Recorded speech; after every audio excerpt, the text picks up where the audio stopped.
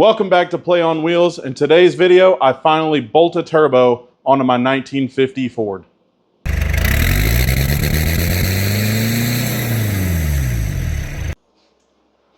Welcome back to Play on Wheels. Today we're back in the shop with a 1950 Ford. It's got a flathead engine, a custom cheap EFI system on it. We've got LS coil packs and dual throttle bodies on this thing. And what we're trying to do is get it ready to install a turbocharger because that's been the ultimate goal with this car since we started this project. What we're going to tackle today with this car is something that's been bugging me ever since I put it together. For the longest time, I thought that this issue was something that I was causing and that I was doing incorrectly. Today, we're going to try to take desperate measures and fix the problem where we've never been able to take data logs of our EFI system with this car while driving it down the road. Those data logs are used so that we can tune the car, dial in the fuel and air, and make sure everything's running smooth before we put on that turbo. But without the ability to take those log files, we're blind to what the car is actually doing, and we're unable to really get those parameters dialed in straight so that we don't have any issues once we boost this thing. So I'm just gonna reach in here under the air duct where we have our ECU. Get this pulled out. Okay, we got our ECU removed from the inside of the car. All right, so the first thing I believe we have here is our ECU that I just dropped on the table. We also got a new enclosure for the ECU so that we can have both of them and switch back and forth in case this doesn't solve the problem. A couple of connectors. Some parts for this enclosure, and this is, I believe, the Bluetooth chip so that we can Bluetooth from the computer instead of using the USB. One of the things I've been unsure about as far as the problem that we're having with the tuning on this car is with the location of the ECU. I think we're okay, but our USB that we use to read data runs through this grommet and the firewall. So I wondered if we're getting some interference and some noise from that ECU, and when the data is moving back and forth when we're trying to do data logs. Basically, the symptom is that the ECU keeps dropping in and out whenever we're trying to log and drive at the same time. Here's the deal, guys. I screwed up. I thought when I took this ECU board out of the package, it looked kind of weird, and that is because I forgot to order it with the harness connector right here. On my old one, you'll see right here, this big black connector has a bunch of pins on it. Those solder right here into this location. And I even went so far as to order it without them soldered. You know, it's an option not to have any of this stuff installed on the board. Guys, I think I just got click happy and was excited to just try this solution. And ultimately, I'm an idiot because I selected basically none of the options that you're supposed to select to buy this ECU, which makes it ready to go. So what I did, I took the Bluetooth module that I ordered and I hooked it up to my old ECU here, and we've got it run out just so we can make sure we get a good signal. We're gonna go hook this one back up in the car and see if we can't Bluetooth connect to this and solve our logging and tuning while being connected issue. So we got the ECU hooked up. Let's grab the laptop over here. Okay guys, we're in the car now. I've got the tuning program loading up here. We'll get this connected. Here we go, pair new adapter, let's see. All right guys, it looks like it found the adapter here. Let's get that connected. Enter the pin, okay, sure. Success, all right. Things are looking good. Finish. Okay, Bluetooth direct.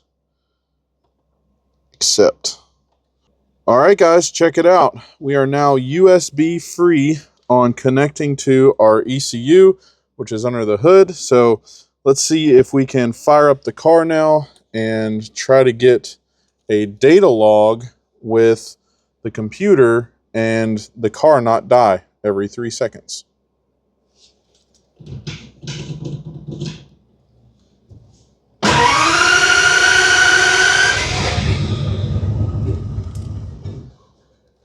All right, we already got signal.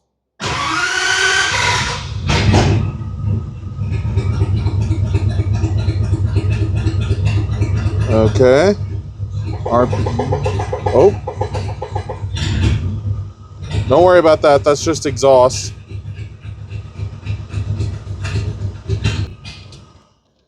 All right, I'm going to turn it off because I am actually in my enclosed shop and I don't want to take a CO nap.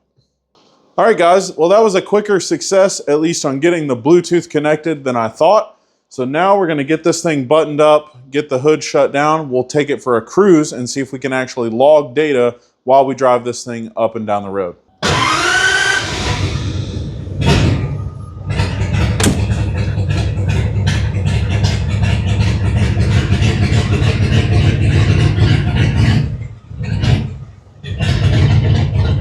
All right, guys. Well, it's still running, and I know y'all can't see this, but we are still connected to Bluetooth, reading RPM. Turn the brightness up on the computer a little bit. There we go. Y'all can see me in the background, but anyway, we are still connected. We are still running. We're gonna let her warm up for just a minute, and then we'll take it for a ride and do some data logs. All right, guys, we are still running, warming up here. Can't really show y'all right now what the engine coolant temp is, but everything's still connected. We've been running for a while, and I'm actually letting this tune analyzer and VE correction correct my VE, because we have now, again, O2 hooked to the ECU, and we're able to log without killing the car every 5 minutes. So let's let this thing do its job. We'll go for some drives and see what we get when we get back.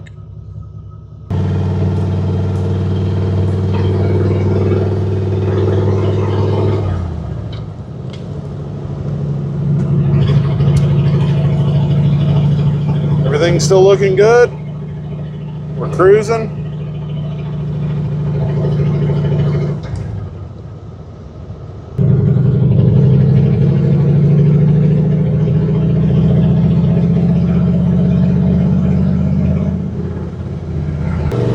All right, guys, we are cruising, and check it out.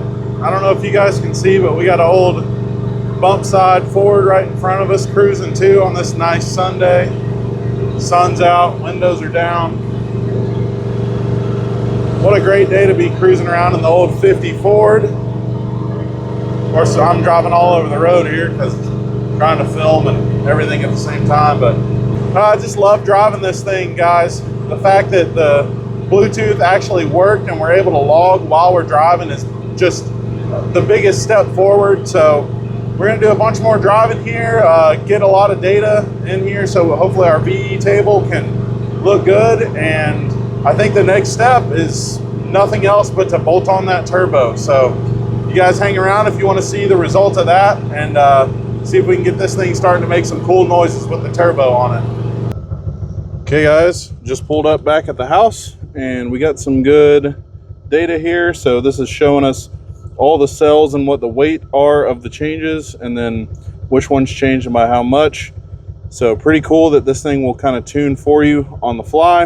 All right, guys, we are back at the house now. We got the car safe and sound back at home after some tuning.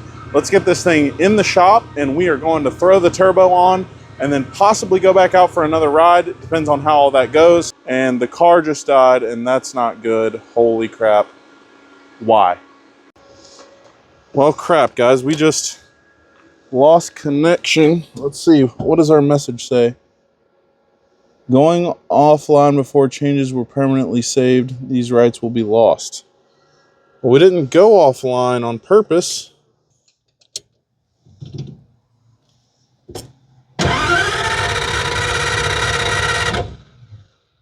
The heck?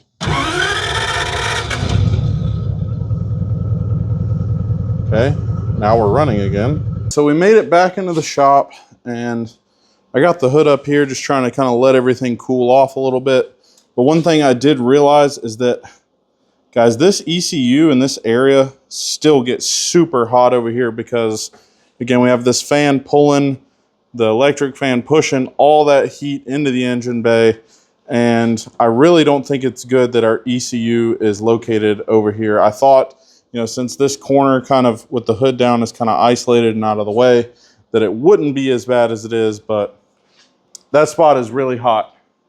Now I'm gonna let the car cool off a little bit, and then we will start pulling the exhaust piping off and getting everything ready to drop in the turbo, because I know you guys are ready. I've been ready for it for a long time. Now that we can data log and everything live and can watch our ECU data closely, I'm comfortable to put that turbo on there. We'll get that all slapped on here pretty quick, and then we should be ready to fire this thing up for the first time ever with a turbo and the ability to log the ECU in real time. Now that the car's had a little bit of time to cool off, we can start pulling some of these things out of the way, fit that turbo right in here where it belongs. First thing is going to be our air filter. Let's get it out of the way.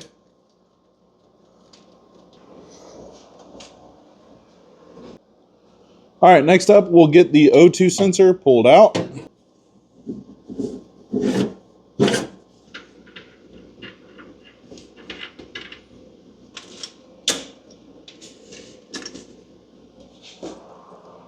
Now we can get this V-band loose and get this pipe off of the exhaust.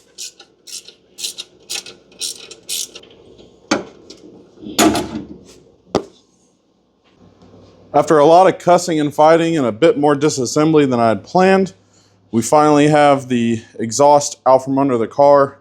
I think what I did was I welded this on while it was bolted on and forgot that I would have to remove stuff, or honestly didn't know what I would have to remove.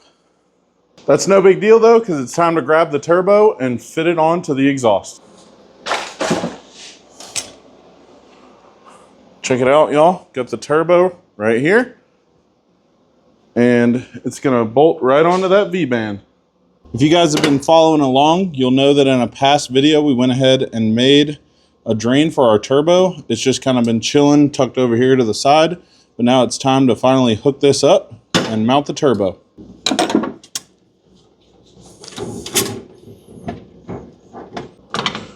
Okay guys, I made installing that turbo way too hard with trying to do the V-band clamp and the giant oil return line that's underneath. Everything is just kind of a pain in the butt, but the point is it's in place now, and so now we can start reassembling everything around the turbo that we need in order to get it pushing some boost into that intake. All right, oil drain, good to go. We've got the turbo just tight enough to where we can kind of clock it how we need it. Next, we're gonna get our throttle bodies mounted back onto the intake. Just these two small hose clamps. I know you guys can't really see what I'm doing, but you'll just have to trust me.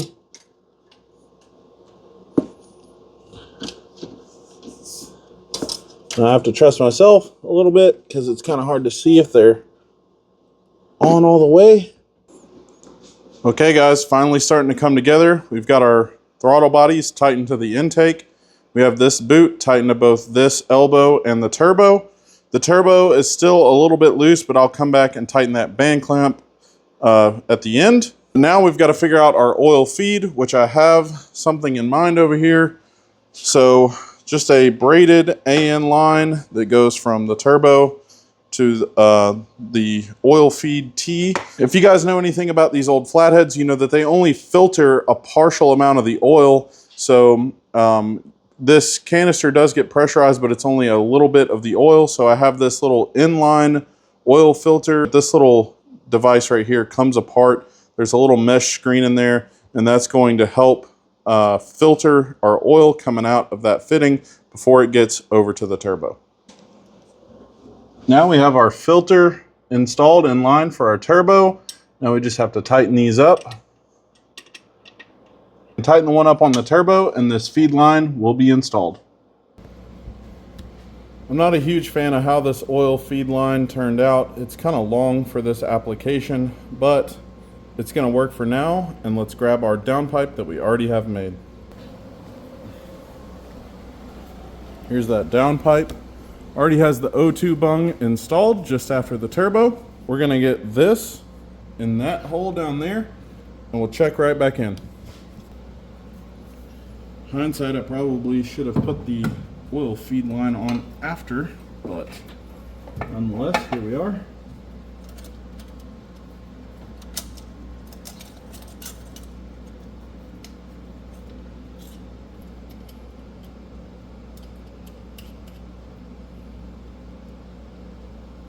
Okay guys, the downpipe is mocked up sort of loosely. This clamp can still move just a little bit, as can the turbo. So I'm going to work on getting everything in its perfect position so that our downpipe clears everything down there. And with that, we will have this thing buttoned up and hopefully ready to fire up for the first time. Okay guys, it's all coming together. Last things last, we got to drop in the O2 sensor in the turbo downpipe. Just like that, probably the world record for how fast someone has bolted a turbocharger on a Ford Flathead V8. That was probably the fastest turbo bolt on a Ford Flathead V8 that's ever happened in the world, I'd venture to guess. But there was a lot of work that went into building the turbo kit for this car before we bolted it on. Now with everything hooked up, we can jump inside and fire up the car for the first time, see if we can get some turbo noise out of this thing. I'm super excited to drive it for the first time with the turbo, but first we got to see if it's actually going to start and everything's going to sound and work like it should. All right guys, ready to hit the key for the first time.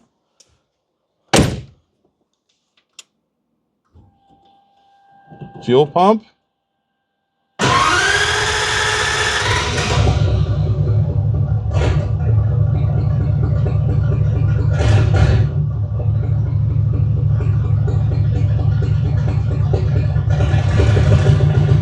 Is it spinning out there, guys?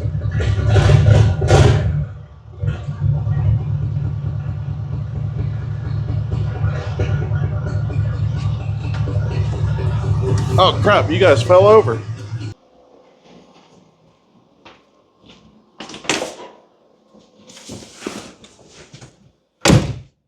All right guys, let's give this another shot.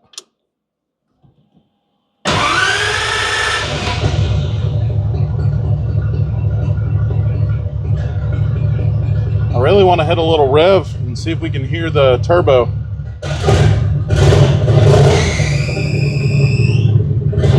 Oh, nope, alternator belt.